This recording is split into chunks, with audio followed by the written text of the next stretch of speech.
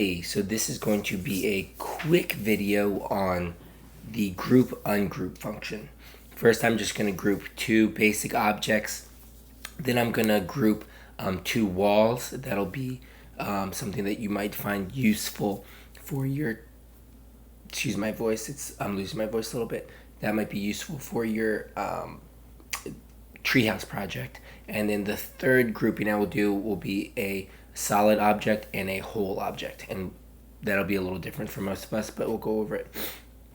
Okay, so first I'm just going to get my cube out to the work plane, and I'm going to get my cylinder out to the work plane. I want to group both of these. Can't really see from this angle. Here we go.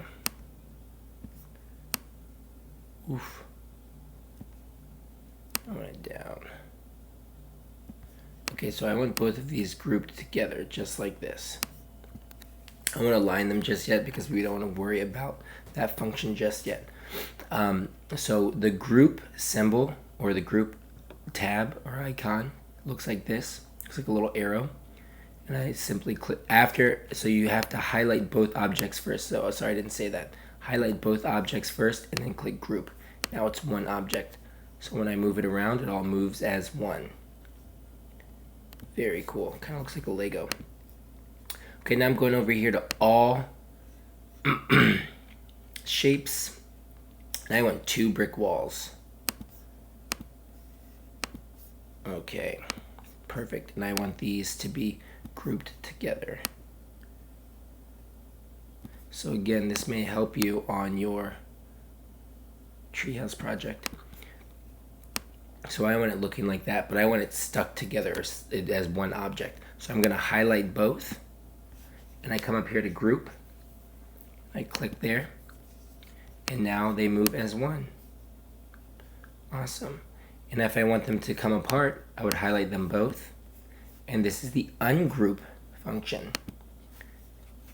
And now they are back apart.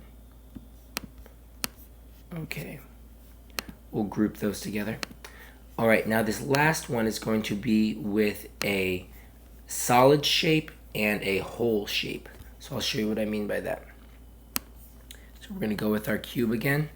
And this time, instead of clicking the orange cylinder, I'm coming up to the gray one. So you see it's a hole. You see that?